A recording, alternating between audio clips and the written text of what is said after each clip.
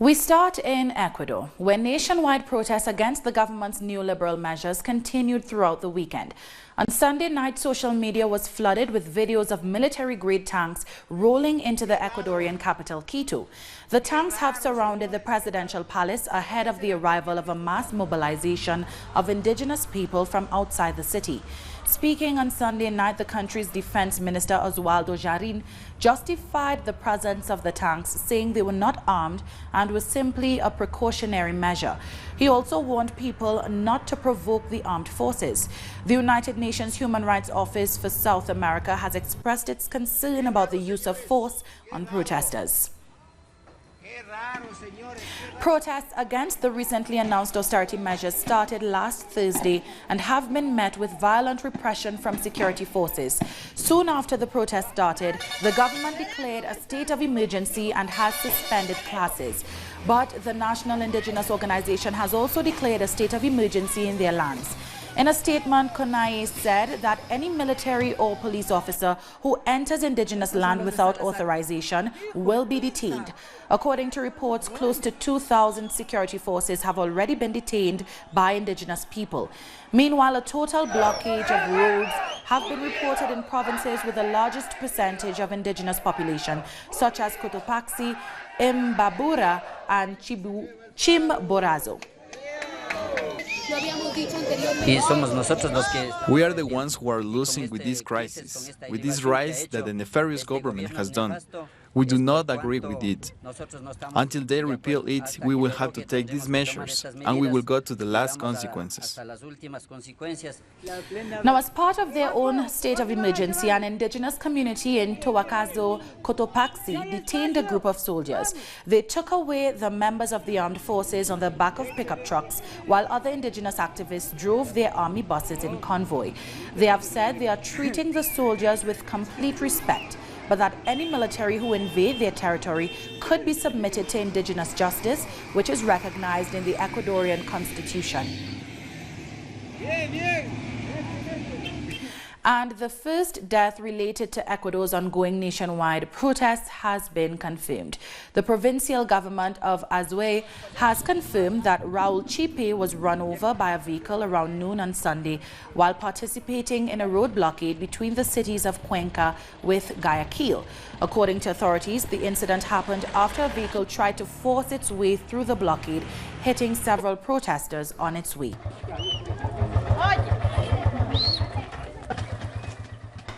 Shifting gears now, many injuries were reported during primary elections in the Dominican Republic on Sunday, in which the Dominican Liberation Party and the Modern Revolutionary Party will choose their candidates ahead of presidential elections scheduled for next year.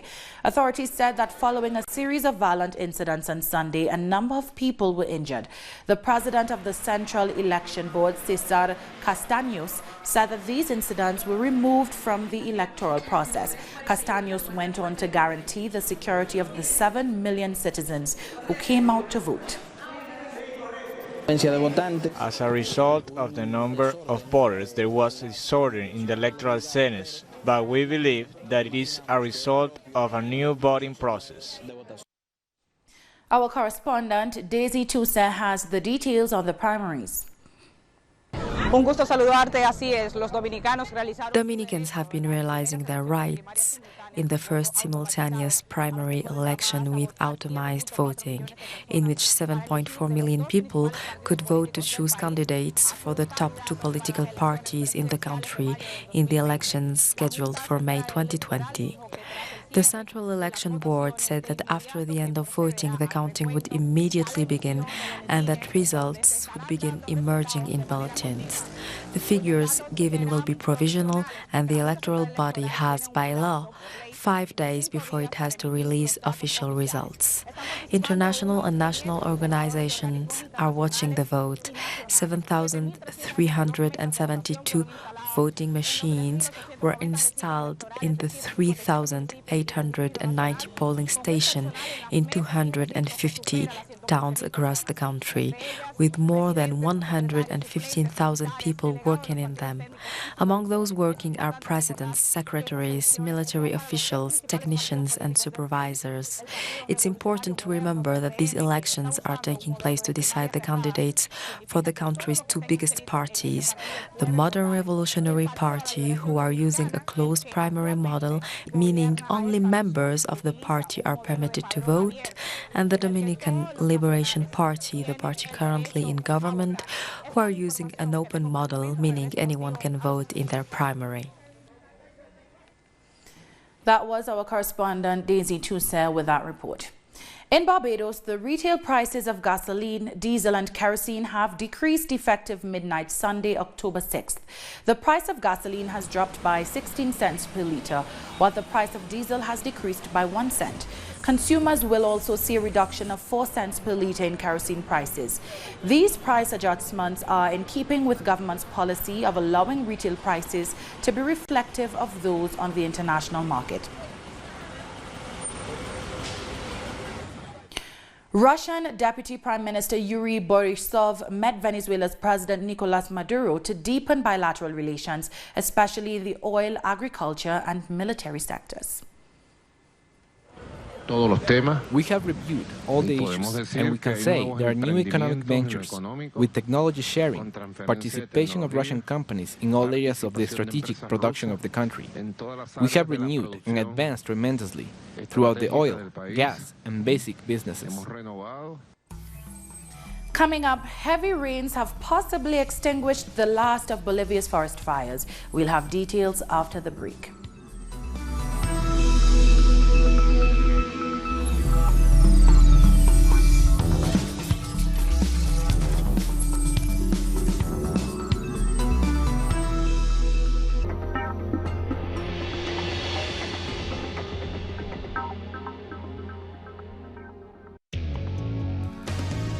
A review of the world news that investigates, incites analysis and induces criticism, because every event has a context. Pusimos el punto en I. Dot in the eye. Saturdays, only on Telesur.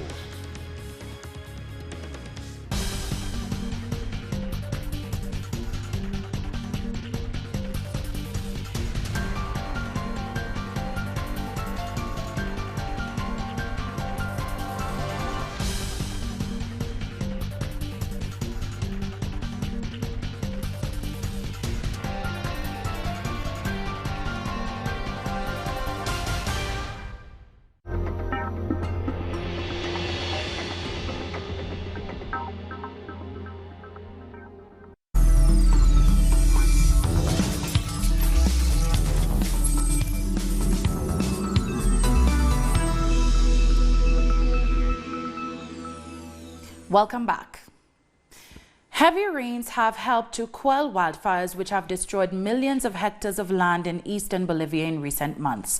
Cynthia Asin, the Environment Minister for the Department of Santa Cruz, said it has rained all across Chiquitania and that satellite images no longer show any active forest fires. However, she said firefighters need 24 hours to ensure that all flames have been put out. The fires first started in May and worsened in August, with millions of animals and a number of firefighters being killed. Staying in Bolivia, the country continues to confront issues within its justice system, which have led to impunity in cases of femicide. Details in this report. 1 out of every 10 cases of femicide that reach judicial stages ended in sentencing in the last 6 years. There is widespread indignation about the delay in justice. These cases can be prioritized to once get a sentence that is as fair as possible. We will not allow further delay. Our judges are committed to see these cases developed with absolute speed. We have not made this work visible to you, out of respect for the rights which the victim has in any case, but nevertheless the work is incessant, constant and permanent. In this country, there is a high level of concern about the wave of femicide, which is growing every year, despite the advanced legislation enforced to address the problem of violence. There are 9 rapes a day in the country. 9 acts of sexual violence, of which 4 are against girls and 5 against teenagers and women. That figure is dramatic because if we understand violence in a structural logic, we are realizing that the issue of femicide is a sign, but behind that, we have a series of other acts of violence. A legislative commission has the mission of clarifying, in 3 months' time, the delay of justice when it comes to acts of femicide. With the proliferation of reports of violence that it receives, such as rape, it clarified that it cannot cover such a broad issue. This commission is formed exclusively until the month of December. The objective is to identify the difficulties that are occurring, the bottleneck, the problems that exist in the process of femicide. Another commission, created by the executive branch, supervises each of the processes presented to the judiciary. It is intended that at least 80% of the lawsuits will end in judgment before the end of the year. This country's law imposes the maximum penalty of 30 years in prison without the right to pardon for the crime of femicide. On Sunday, the Palestinian President Mahmoud Abbas said he would discuss plans for new parliamentary elections with all factions, including longtime rivals Hamas. Meeting with senior Palestinian leaders in Ramallah in the occupied West Bank, Abbas renewed a pledge to hold the polls, the first since 2006, but without giving a time frame. He said any elections should take place in the West Bank, Jerusalem, and the Gaza Strip. Hamas and Fatah have been at odds since 2007, when the group took control of Gaza and threw out Abbas' forces, which retained control of the internationally recognized Palestinian government based in the West Bank. We agreed to form 2 communities, the first from the executive committee and the second from the central committee, to communicate with the elections commissions and factions such as Hamas and all factions, as well as with the Israeli authorities. 10 people have been injured after a grenade exploded in Indian-administered Kashmir's southern city of Anantnag. The blast is reported to have taken place near a government office. This is the first attack to take place at a government building since India's crackdown on the region. People in Kashmir have been protesting since India stripped the Muslim-majority region of its semi-autonomous status early in August. Today, around 10:30 in the morning, terrorist lava Carrying oil, food aid and medical supplies heading to Houthi-controlled territory.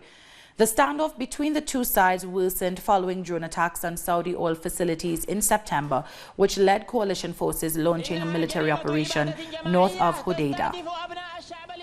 More than 1,500 lists and 15,000 candidates were running for over 200 seats.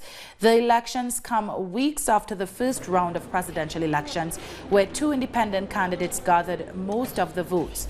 The presidential runoff vote will take place on October 13th. Compared to the first results of the presidential elections, we feel that there is the same trend. We feel that there is a wind of change in this country. Meanwhile, the wife of jailed Tunisian presidential candidate Nabil Karoui has called for the release of her husband ahead of the runoff vote this Sunday.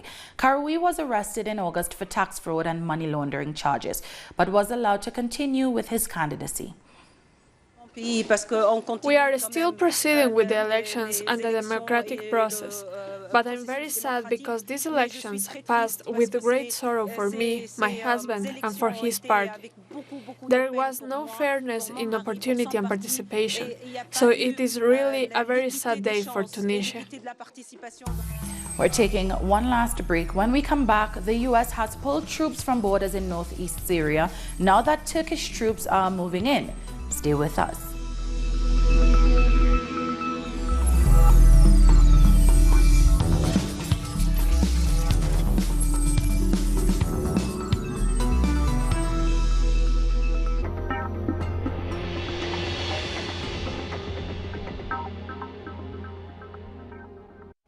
The Pakistani journalist Tariq Ali examines the mass media influence promoted by imperialism. Get access to the analysis of the socio-economic and political life of the whole South America on our screen and platform in English. A critical place committed to the truth, to to determine the major events that transformed the world today. On Monday, only on FtS.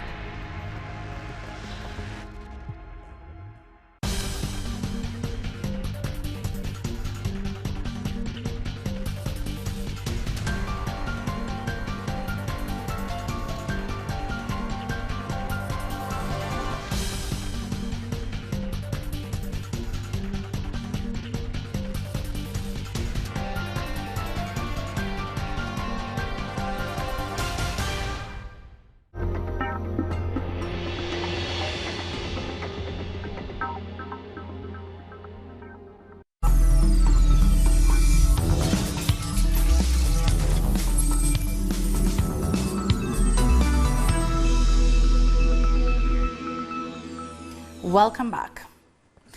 The United States has begun pulling troops from northeast Syria, making way for Turkish troops to face off against Kurdish-led forces, which until now have been a key U.S. ally. Thousands of captives have also been handed over to Turkey. The Kurdish-led forces, who played a major role in Washington's war in Syrian territory, have denounced the move as a stab in the back. In January, President Trump threatened to devastate Turkey economically if it attacked Kurdish forces. Regarding this matter, after our talk in the evening on this issue, the withdrawal has started, as President Trump stated. Now, counterparts are carrying out their work and will continue to do so.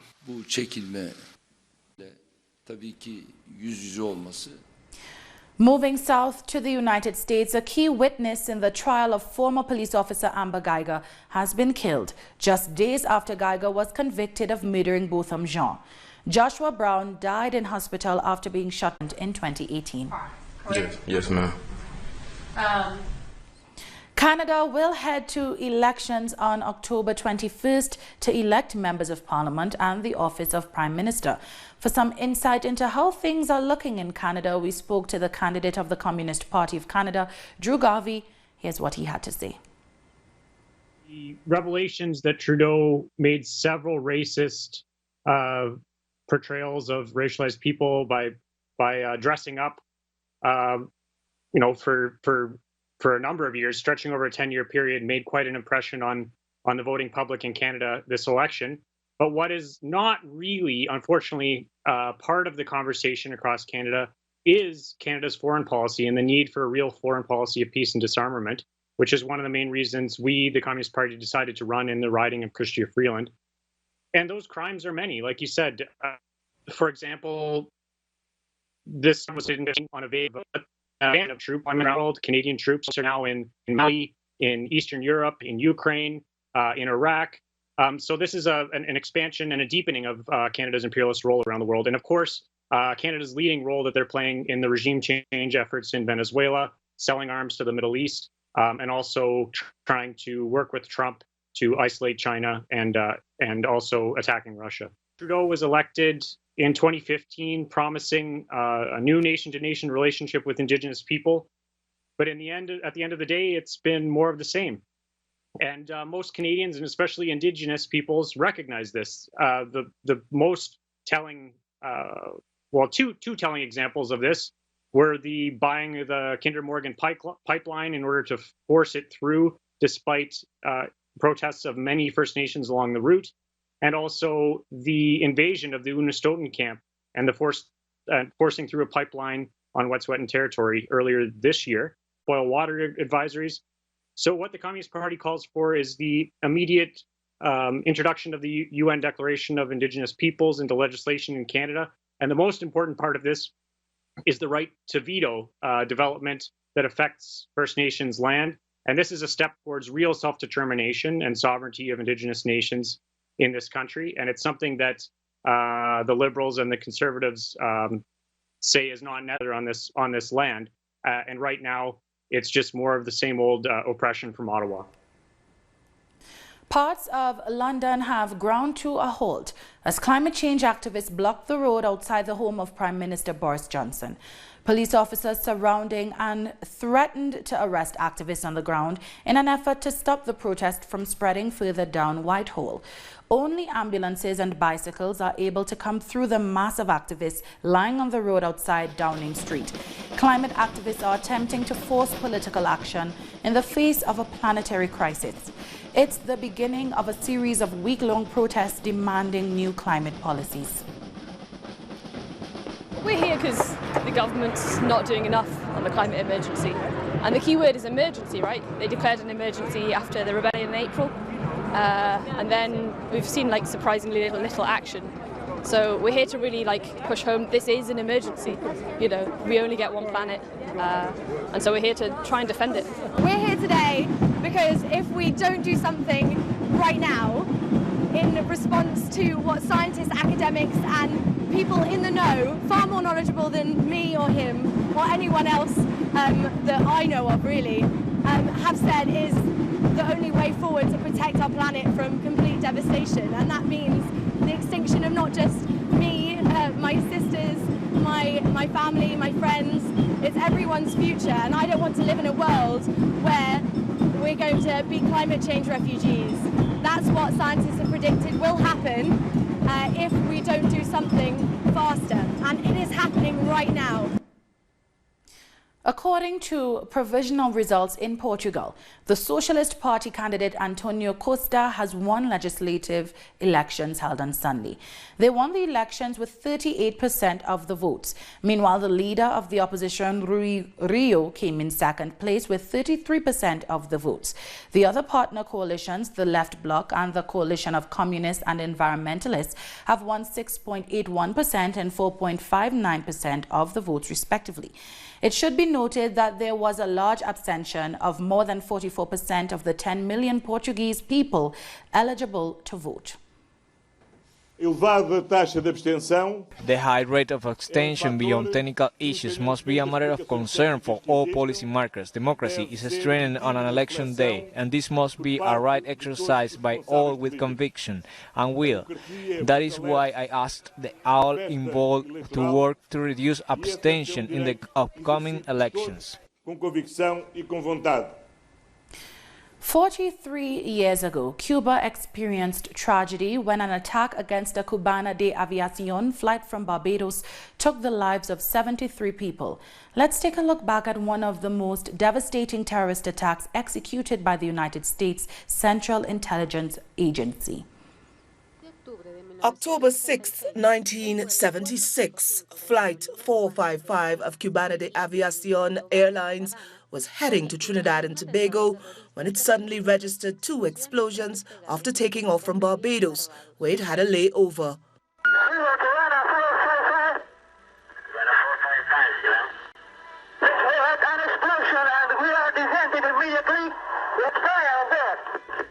The terrible event left 73 people dead, among them the Cuban fencing national youth team, a group of Guyanese students, and 5 Koreans. The act was orchestrated in Caracas by the Cuban terrorists Luis Posado Carriles and Orlando Bosch. Those responsible for the explosion were Venezuelan citizens Hernan Ricardo Lozano and Freddy Lugo, who were later sentenced to 20 years in prison. The then-President Fidel Castro assured there was no doubt that the U.S. Central Intelligence Agency took part in the terrorist attack, and speaking to the Cuban people, he expressed his suffering and outrage. We can say that the pain is being shared. The pain is being multiplied. Millions of Cubans are crying right now, together, for all those close to the victims of this atrocious crime. And when an energetic and forceful nation cries, injustice trembles. Motherland or dead, we will succeed. Bosch was absolved of all charges, but the Venezuelan justice system proved Posado Carrilles' involvement in the case. However, in 1985, he escaped from the prison where he was being processed. Despite being responsible for this and many other crimes, both spent the last years of their lives under U.S. government protection. 43 years after the terrorist attack that shook the Cuban people, the families of the 73 passengers aboard the Cuban flight are still coping with the loss and the pain it meant for them, the sense of their loved ones will last forever. And with that, we've come to the end of this news brief. You can find these and many other stories on our website at telesurenglish.net. and join us on social media, Facebook, Twitter and Instagram. For Telesur English, I'm Doris Polo. Thank you for watching.